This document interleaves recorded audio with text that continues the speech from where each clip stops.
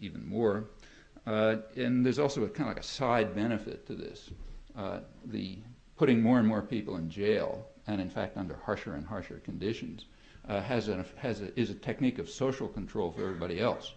I mean, if you're, when someday down the road you decide to run a dictatorship and you want to really harm people, it's kind of like Hitler Germany or something. You know that you're going to carry out policies that are going to cause people a lot of harm. You got to control them somehow, and there aren't many ways to do it. Everyone hits on the same ways. What you do is engender fear and hatred, and make them hate the guy who looks a little different or whatever it may be. And then you punish those bad guys because they're really awful, and you punish them really hard and so on, and that makes people even more frightened. You can just see that happening right around you. And building up the perception of crime. Crime has what they call in literary theory a subtext. You're supposed to understand criminal has the little word black in front of it, just like welfare mother, black, rich black. Welfare mother, and criminal means that black guy is coming after you. So what you want to do is this has the dual effect of getting rid of a superfluous population, basically unskilled workers, close race class correlation, and also demonizing them, so everybody else is scared and frightened, and they'll be willing to accept what's happening to them too, and not look at where the source is. So that part of the drug wars basically for this has almost nothing to do with drugs, but it has plenty to do with criminalizing an unwanted population and scaring everybody else. And so does the harshening of prison conditions, which is really, the United States is off the map on this one, in violation of international conventions, constantly condemned in human rights forums, and getting much worse. The reinstitution of chain gangs was, of course, bitterly condemned, but that's that bad South. Alabama. Well, it's now in Illinois. The state Senate of Illinois last week or two ago legislated chain gangs, not for violent criminals, incidentally, for people who are found with drugs or robbed a store or something like that. The Chicago Press pointed out that this carries this kind of reminiscent of slavery, but the legislator and the state senator who put it through said that this is just another aspect of what he called tough love. And then he explained that some people work better under humiliation. So it's really good to restore elements of slavery. And again, the subtext is everybody else gets scared. If those guys have to walk around like slaves in chains, we must be in real danger. So therefore, we'll accept what's happening to us. That's the logic. So prisons are going up, and that has a lot of side benefits. Apart from just getting rid of the superfluous population, it is a source of cheap labor. So prison labor is going way up. Cheap labor, you don't have to worry about unions, no benefits, they don't get out of line. And that also naturally undercuts wages elsewhere. So just like forcing welfare mothers to work, raising children isn't work, as anybody knows who's had children. So you have to drive them to work, kind of like people who go to Fidelity Investment to figure out scams about how to deal with the security market. You really want these people to work, but since there's no jobs for them, they're going to work at low-paid or publicly subsidized wages, which will undercut other wages. And the same with prison labor. In fact, the scale of prison construction, which is a kind of Keynesian stimulus to the economy anyway, but its scale has become so enormous that even high-tech industry, the guys who are usually just ripping off the Pentagon system, they're beginning to look at it, figuring out, recognizing that high-tech surveillance devices and so on may be another way to sort of get the transfer of public funds to make sure that high-tech industry keeps moving. It's not the scale of the Pentagon, but it's going up. Well, that's one aspect of what's called reducing government, modifying government to be more precise. Another aspect of it is what's called devolution, moving governmental power from federal to the state level. And that has a kind of a rationale which you hear all over the place. For example, there was an op-ed a couple of weeks ago in the New York Times by John Cogan of Hoover Institute at Stanford, who pointed out what he called a philosophical issue that divides the Democrats and the Republicans. The philosophical issue is that the Democrats believe in big government and entitlement, and the Republicans believe in getting power down closer to the people, to the states, because they're kind of populist types. Well, it takes about maybe 3 seconds thought to realize that moving power down to the states in funding and so on is just moving it away from the people for a perfectly elementary reason.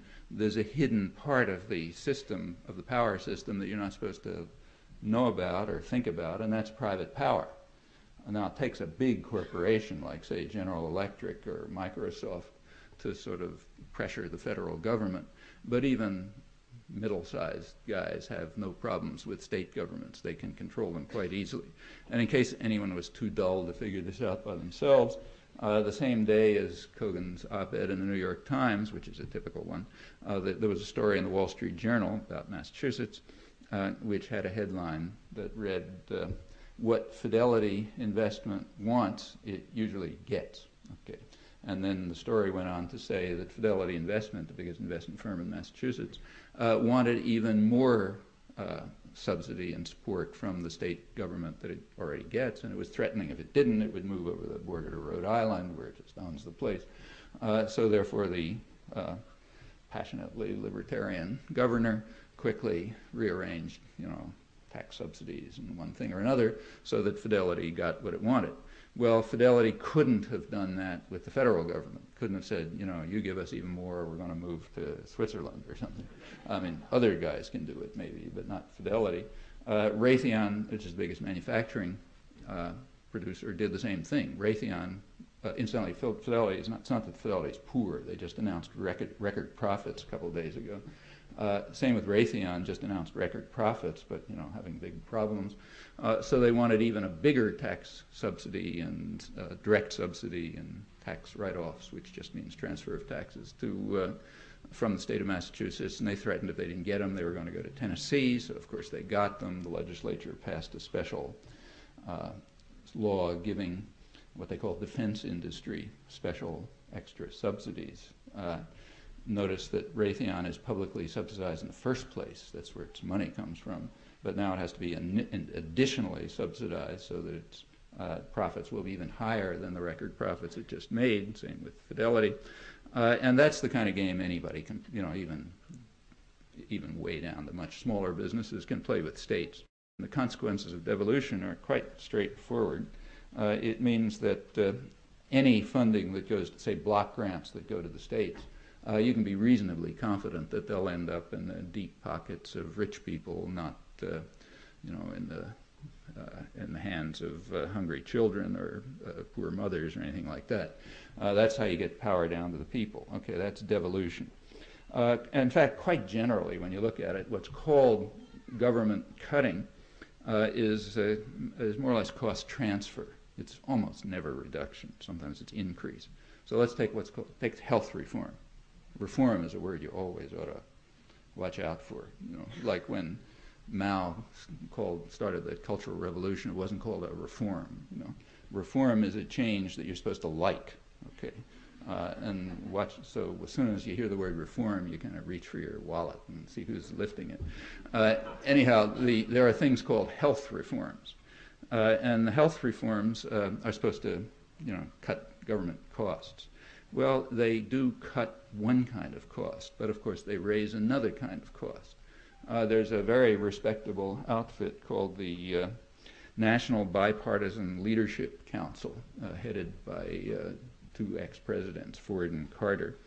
And it just did a study of the cost transfer effects of the planned health reforms. It concluded that they would add about $10 billion a year extra costs, but those extra costs will come from wages and higher premiums, okay, which means it's a highly regressive tax on the poor. Highly regressive tax, if it comes from wages and premiums, of course. And that's $10 billion a year. They also estimated that it'll increase the number of uninsured by 15 to 20%. This is by the year 2002, so up to about 54 million by the year 2002. Well, that's a cost, big cost, an unmeasurable cost. So you find all the way across the board, and furthermore, it's no big secret. So like the Wall Street Journal had a headline which pointed out that when the reforms were, moving through Congress, it said rich gain, poor lose, trade-offs for the middle class. Okay, which is right. That's exactly what the reforms are intended to do. You have to remember, by middle class, they mean the people right below the very rich. So they don't mean the median. They're not talking about people with $30,000 a year income. They mean so what it really means is great for the rich, super rich, trade-offs for the near rich, tough business, tough love for everybody else, which is most everyone. When you close public hospitals and that sort of thing, you know exactly who's going to suffer. Well, let's go to what are called, take say New York, which has a conservative governor and a conservative mayor, and they're carrying out very